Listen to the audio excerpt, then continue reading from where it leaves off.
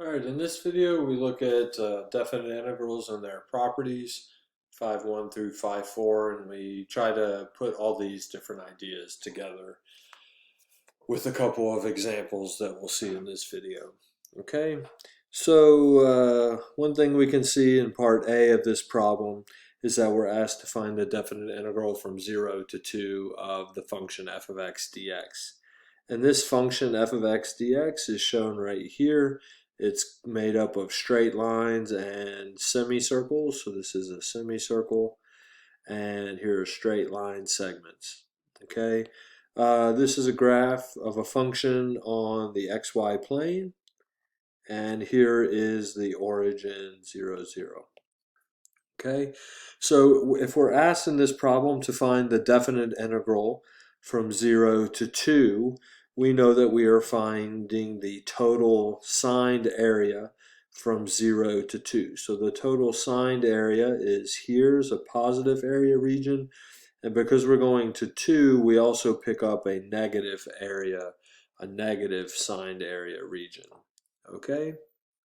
So when we're looking at the definite integral from 0 to 2 of f of x dx, we know that there is a property of an integral going on, that this is the integral from 0 to 1 of f of x dx, plus the integral, from 0 to 1.5, and then from 1.5 to 2. Okay? And the second integral from 1.5 to 2, that is a negative signed area, and there is a positive area from 0 to 1.5. So the value of this integral, which is what we are asked to do, to find the values of the definite integral, we can see that we're going to have a positive area of this box, and then there's a little triangle which was a positive area, and we have the same area which is a positive area, but which is an area but negative area. So together, the definite integral gives us the total signed area, and the total signed area is just going to end up being the area of the box because the area of the triangles cancel each other out.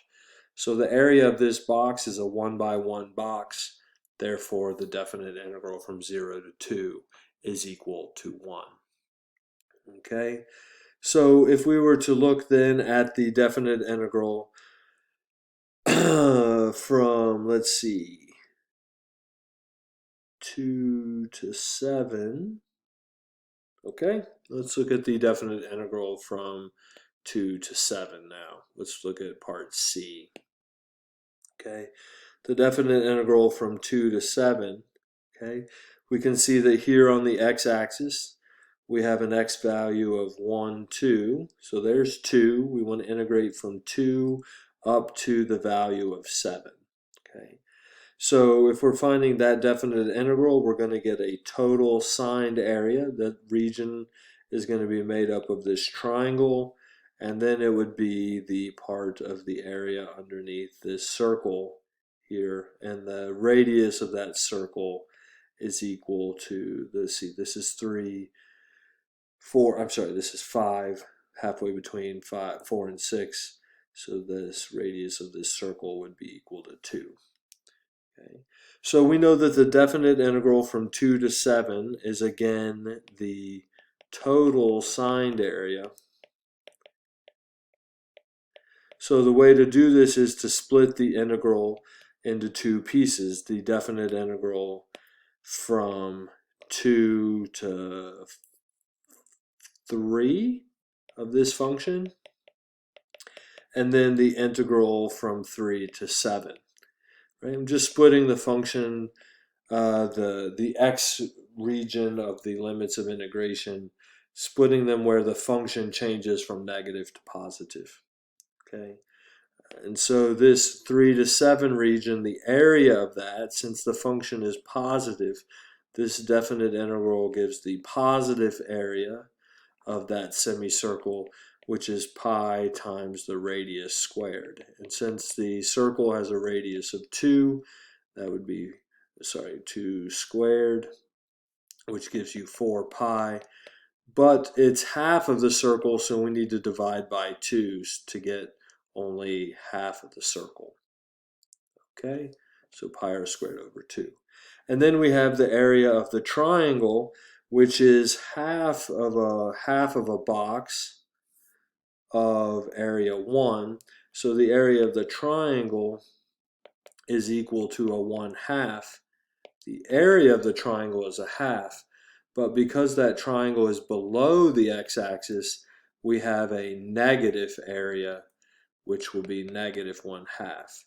So the definite integral from 2 to 3 of f of x dx is the signed area of the triangle, which is negative 1/2. So this definite integral from 2 to 7 is equal to 4 pi over 2 minus 1/2, otherwise known as 2 pi minus a half. Okay, so there we have a definite integral problem along with a signed area problem, and we're definitely using the properties of the integral to split the larger integral up into separate pieces. Okay, so that is one kind of problem that can happen. Okay, another problem is a graph of a rate of change. So we know at this point, what we know is that we can find the definite integral from a to b of a derivative of a rate of change problem, and we know that's f of b minus f of a, where this function f is the antiderivative of f prime. Okay, so we're familiar with this problem. What makes this problem a little bit different, though, is that we are finding the definite integral from, say, t is equal to 0 up to t is equal to 5 hours, right? And we have a velocity graph, but that velocity graph would give us the total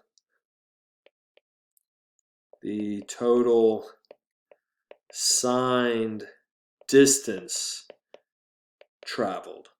Okay, and so what we're seeing here is that this problem is that the velocity is sometimes positive and sometimes negative.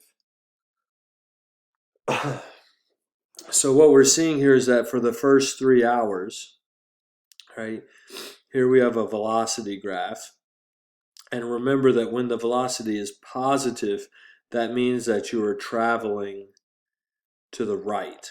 You're traveling away from home. Okay, so this is your velocity graph as you're driving, as your positive velocities take you away from home and negative velocities bring you back towards home. Okay, so here what we're seeing is that at time t equals 0, at time t is equal to 0, we find that our velocity is a positive 30 kilometers an hour. So we are traveling away from home. Okay, and then what happens here at 1.5 hours, this is our max speed. We are going a maximum speed of 40 kilometers an hour. But then something happens at 1.5 hours into your trip. You realize that maybe you've forgotten something, right? But it takes you a while to figure out what to do. So for the next 1.5 hours, right? So at 3 hours, your velocity is equal to 0. So you're starting to get your velocity is you're starting to slow down for the next 1.5 hours, right? Maybe this is you just trying to decide if you should turn around and come back home to pick up what you forgot, okay? And then something interesting happens from 3 hours to 4 hours, right? From 3 to 4 hours, you find that the velocity is equal to negative numbers, which means that you've decided that after 3 hours into your trip, you've decided that you're going to turn back around and come back home. And then from 4 hours to 5 hours, you still have a negative velocity. So you are coming back home. Okay? Now the question is, how far do you make it? If this is your velocity profile, right? Let's see if we can figure out what happens. So for the first 3 hours, you're traveling away from home. Okay. We can see here that each block, right? Each block is a 1 hour block on the x-axis, but it is 10 kilometers an hour, so that the area of each block is 10 kilometers.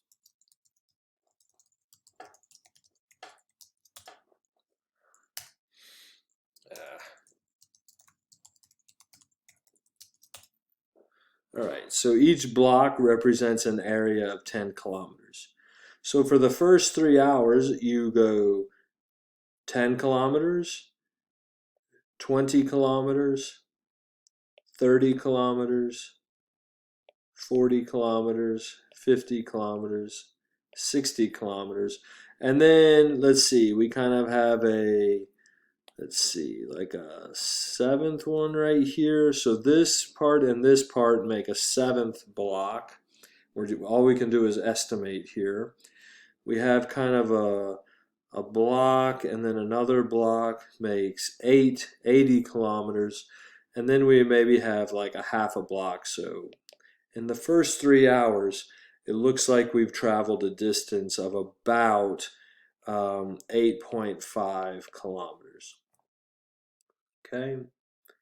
And so what we're finding here is that the definite integral from 0 to 3 hours of this velocity function, adding up areas, is approximately 80.5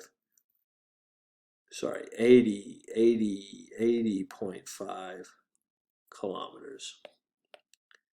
Okay, so that handles the positive velocities.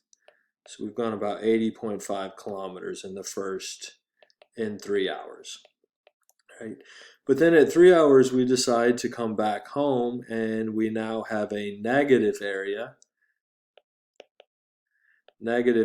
which gets interpreted as the definite integral from 3 to 5 of the velocity, dt, which means that we've gone about, 10 kilometers, and these two together make like 20. So we've got about approximately 20 kilometers that we've gone in that second 20 kilometers traveled in 2 hours. But these 20 kilometers that were traveled back home, back towards home. So what we can conclude here is that after 5 hours, we are about 60.5 kilometers away from home. Okay, and that's how to interpret this graph.